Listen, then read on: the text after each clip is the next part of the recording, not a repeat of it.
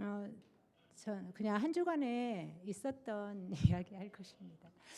하나님이 스스로 낮추셔서 나를 구원하시려고 오셔서 나를 구원하신 그 은혜와 사랑에 감사하고, 나로부터 시작되어지는 이 언약을 이루시기 위해서 하나님께서 언약을 주시고, 하나님의 형상대로 창조하시고 함께 하시면서 예배자로, 행복자로, 정복자로 하나님의 종으로 축복하시는 이 언약을 붙잡고요.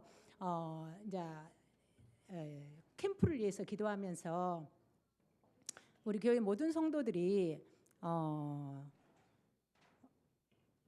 하나님의 망대를 세우면서 흑암을 결박하고 사단의 망대를 무너뜨리고 전도 문들이 열려질 수 있도록 이렇게 기도하고, 그리고 또 그 장기 결석자들, 낙심자들, 방황 환자들, 그리고 우리 연약한 성도들을 위해서 기도하면서 정말 이 캠프 때 만남이 되면서 좀 힘을 얻고 회복되어지고 치유되어져서 예배가 회복되기를 이렇게 기도하고 있습니다. 그리고 또 이제 저희 현장에서는 하나님께서 또 아이들을 또 만나게 하셨거든요. 그래서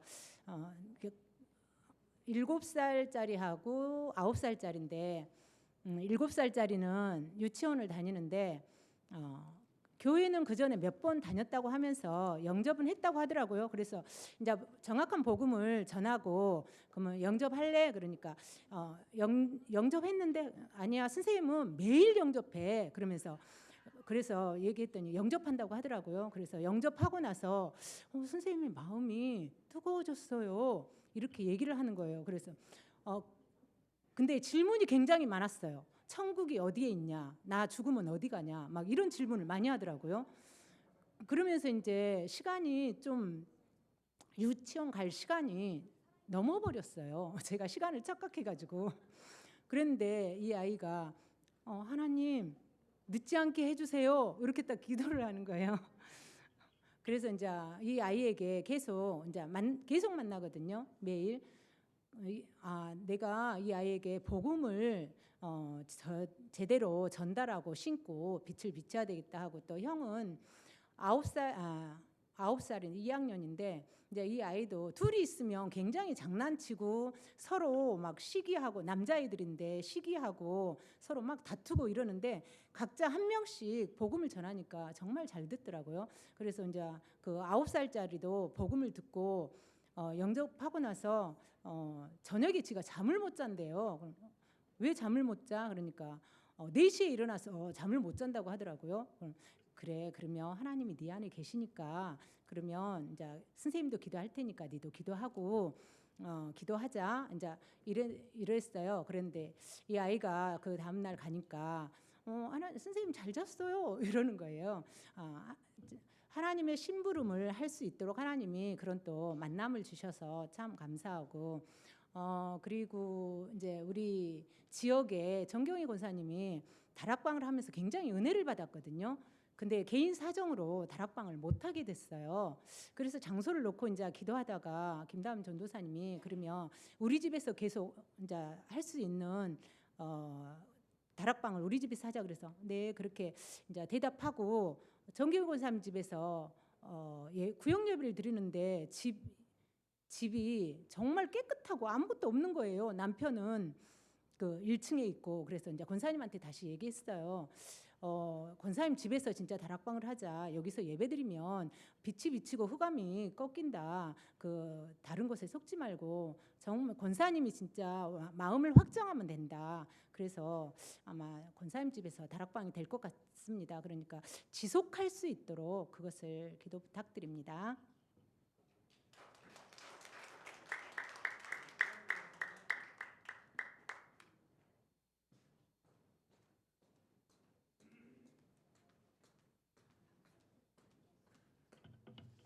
안녕하세요.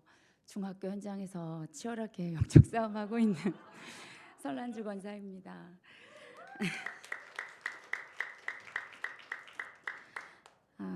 저는 이렇게 하나님께서 저를 이렇게 인도하신 그 여정을 좀 돌아보니까 저는 불신자 가정에서 태어났는데 유치원 때부터 신앙생활을 했거든요. 하나님의 은혜로. 근데 큰 확신은 없었지만 그렇게 종교 생활을 쭉 해오다가 대학교 졸업하고 이제 중학교 현장에 하나님께서 이제 교사로 보내실 때 그때 다락방을 또 접하게 하셨어요. 그래서 복음을 듣고 현장을 가게 됐죠. 그래서 현장에 있으면서 이제 은혜를 받으면서 하나님이 저에게 주셨던 언약이 요한복음 21장 15절 말씀이었거든요.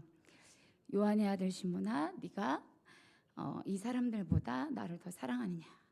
그러면서 내 어린 양을 먹이라라는 그 말씀을 하나님께서 주셔서 후대에게 정말 올바른 복음을 전하는 것이 나의 사명이구나. 그런 마음을 가지고 현장에서 이제 아이들 너무 예쁘잖아요. 그 아이들에게 이제 개인적으로 또 친분이 있는 친구들에게 또 복음도 전하고 이렇게 하다가 이제 결혼을 하면서 이제 내려오게 됐어요. 그러면서 육아하면서 한 14년이 흐른 것 같아요. 근데 하나님께서 작년에 갑자기 이제 중학교 현장에 다시 저를 보내시는 거예요. 생각지도 않았는데 이 나이에 또 현장에 가게 됐어요. 근데 14년 전과는 너무 다르더라고요, 분위기가. 아이들은 스마트폰이 이제 보급되면서 게임과 스마트폰 뭐 중독에 빠져 있고 또 더 막 감정 조절이 안 되는 아이들도 되게 많고요. 또 교사의 말에 굉장히 이렇게 반항하는 친구들도 많고 또 교사의 그 교권은 추락해가지고 선생님들도 너무 낙심이 힘이 들어서 많이 이렇게 지쳐 있는 선생님들을 옆에서 많이 봤어요. 그러다가 내가 이곳에서 뭘 할 수 있지? 내가 할 수 있는 건 기도밖에 없지 싶어서 현장을 놓고 계속 기도하고 있었는데 올해는 이제 담임을 또 맡게 해주셨어요. 그래서 중학교 1학년 담임을 지금 맡고 있거든요. 근데 29명의 아이들을 저에게 맡겨주셨는데요. 제가 맡기 전에 하나님 모든 사람이 다 복음이 필요하지만 정말 지금 복음이 필요한 친구들 또 나를 만나야 될 이유가 있는 아이들을 만나게 해달라고 그렇게 기도하면서 이제 3월 2일 날 출근을 했는데요. 하나님께서 기가 막히게 정말 사랑과 지도가 정말 많이 필요한 아이들을 저희 반에 다 모아주셨어요. 그래서 다른 반 선생님들조차도 어떻게 이렇게 다 모였는지 모르겠다면서 힘내라고 늘 말씀하시거든요, 저한테. 근데 어떤 친구들이 또 많냐면요, 뭐 아이들 입에 뭐 욕이 늘 대화 자체가 욕설이고요. 뭐 이제 초등학교 때부터 뭐 이렇게 상처가 많아서 그런지 여기서 여기까지가 자기 스스로 자해를 해서 너무 막 흉측해요. 그런 친구도 있고요. 자기가 이제 남자 아이인데 자기가 좀 약간 성 정체성이 좀 혼란스러운 건지 자꾸 여자 화장실을 왔다 갔다 하고 여학생들하고만 친하게 지내고 막 이러는 친구도 있고 그러다 보니까 또 남자 아이에게 막 이렇게 뭐 포옹도 하고 막 여러 가지 좀 이런 행동들을 보이는 친구도 있고요. 또 이렇게 폭력적인 친구들, 또 왕따, 따돌림, 뭐 또 분노 조절 장애라고 표현하긴 그렇지만 분노가 조절이 안 돼서 화가 난다고 복도에서 만나는 아이들에게 뺨을 때리고 다니는 거예요. 그래서 이제 그런 아이들을 또 이렇게 지도해야 되고 막 이런 그래서 교과 지도 이제 한문 교사인데 한문 교과 지도는 기본이고요. 늘상 아이들 만나서 상담해야 되는 게 일인 거예요. 그래서 정말 저는 몸은 하나인데 챙겨야 될 아이들이 너무 많아서 막 버겁고 지치고 막 이런 상황들 그리고 내가 할 수 없는 일이 너무 많은 거예요. 그래서 제 능력 밖의 일들이 많고 그래서 늘 기도하고 이러긴 하는데 하나님 제가 그릇이 안 되는데 하나님께서 저를 여기서 보내셔가지고 너무 큰 일을 맡겨주시니까 제가 잘하고 있는지도 모르겠고 진짜 허둥지둥 이렇게 막 급하게 하루하루 살아가는 것이 잘하고 있는 겁니까? 막 이런 생각이 들 만큼 막 좀 힘겨운 나날인 것 같아요. 근데 이제 그러다가 2주 전부터 사건이 또 터지기 시작했어요. 저희 반 남자아이 둘이가 장난을 치다가 이제 하나이가 욱 해가지고 헤드락을 건 거죠, 목을. 근데 얘가 기절을 해버렸어요. 그래서 이제 잠깐이지만 그런 일들을 이제 부모님께 보고하게 되고 이런 과정에서 굉장히 좀 힘들었거든요. 일들이.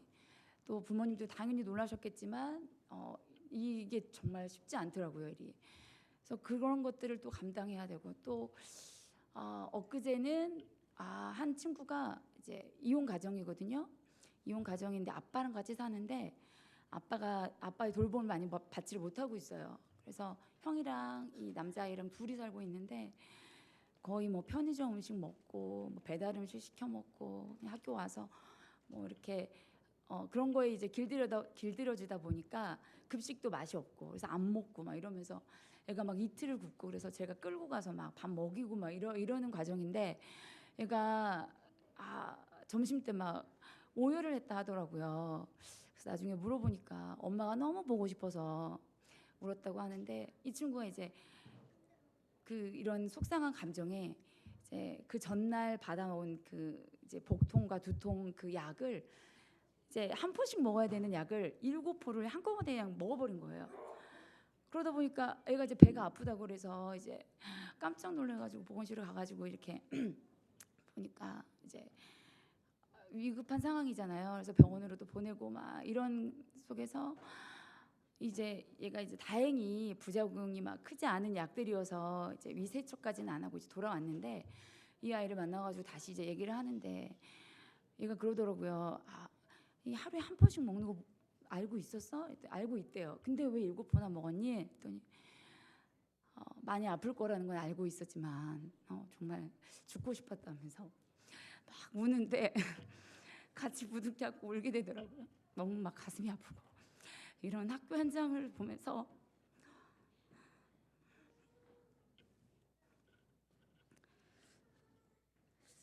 제가 다 이렇게 사랑으로 다 품으려고 해도 제가 할 수 있는 한계가 너무 있더라고요. 근데 이제 오늘 말씀 그러면서 하나님이 주신 말씀으로 이제 견디고 있었는데 하나님께서 그런 말씀 주시더라고요.